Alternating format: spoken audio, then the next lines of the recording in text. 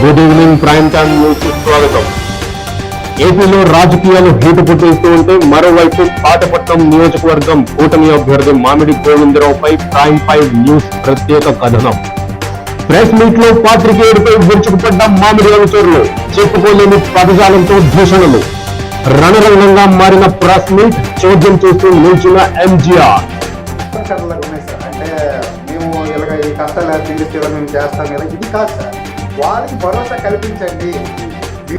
వివరాల్లోకి వెళితే మామిడి గోవిందరావు నియోజకవర్గం ప్రజలకు సుపరిచితమైన వ్యక్తి.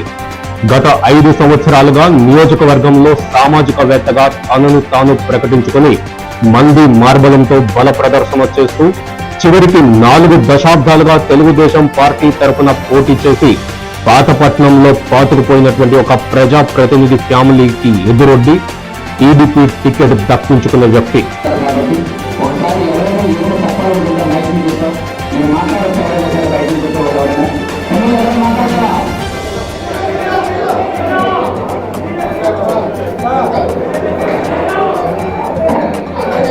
అయితే ఇక్కడే ఒక విషయం ఆయన గుర్తుంచుకోవాలి. ఒక రియల్టర్ గా గోవిందరావు విజయం సాధించారేమో, కానీ ఆయన వెనుకున్న అనుచరుల ప్రవర్తన చూస్తూ ఉంటే ఆయనను ఎప్పుడూ అభాసుపాలు చేస్తూనే ఉంది. ఆయన చాలా సందర్భాల్లో అనుచరుల తప్పులను క్షమించండి, దానికి నేను బాధ్యుడను కాను, ఇకపై అందరూ కలిసి నడుద్దాం అంటూ పిలుపునిస్తూ ఉంటే ఆయన అనుచరుల ప్రవర్తన ఆయనను ఎప్పుడూ అభాసుపాలు చేస్తూనే ఉంది.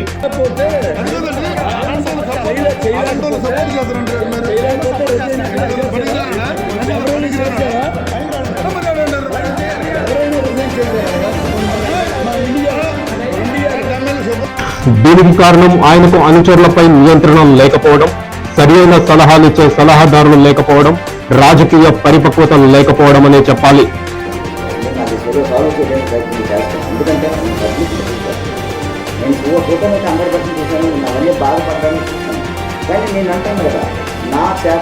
ఇప్పుడున్న సిట్టింగ్ ఎమ్మెల్యే తన పాలన మొత్తం పిఏల చేతిలో పెట్టి కేవలం జగన్ సంక్షేమమే అజెండాగా ముందుకు వెళుతూ నియోజకవర్గ ప్రజలకు నిరాశపరిచిన వేళ టీడీపీ కేడర్ కు గోవిందరావు ఒక ఆశాజ్యోతిగా కనబడ్డారు.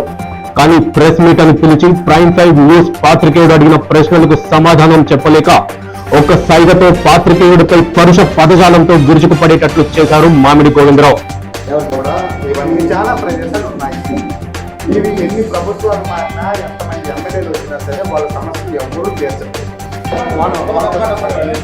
అయితే ఎమ్మెల్యే అభ్యర్థిగా ఉంటూ గెలుపొందక ముందే అనుచరులు వీరంగం సృష్టిస్తూ ఉంటే కట్టడి చేయకపోగా ఆయన చోద్యం చూస్తూ ఊరుకున్నారు. అంటే మీడియా అనేది 4th పిల్లర్ ఆఫ్ కాన్స్టిట్యూషన్ అన్న విషయమే ఆయనకు తెలియదు కాబోలు.